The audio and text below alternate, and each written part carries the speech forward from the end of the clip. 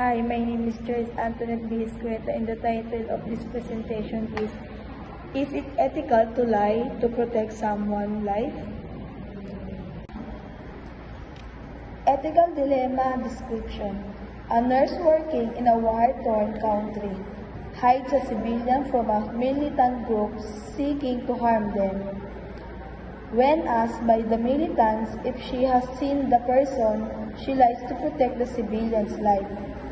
The ethical conflict lies in choosing between truth-telling, a moral duty, and saving a life, a moral responsibility.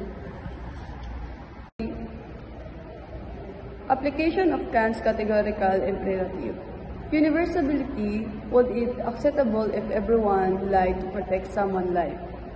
According to Kant, lying is never morally permissible because it cannot be universalized without contradiction.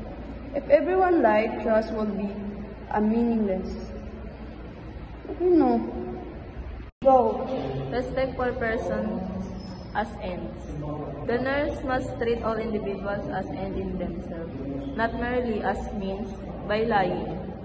She may be protecting life, but she also undermines the respect due to the truth and the autonomy of others, the militants' ability to make informed decisions if they are morally wrong.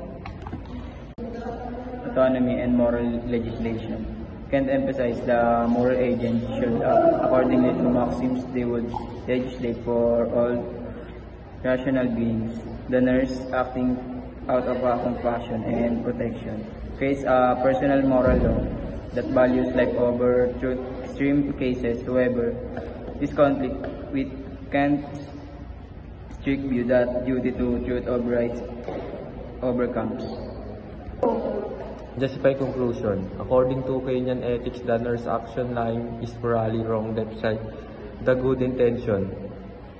Catechianism is deontological, meaning actions are judged by their adherence to rules, not by consequence. Thus, even in extreme cases, Kant argues the moral laws must be upheld. That's our presentation of group mates.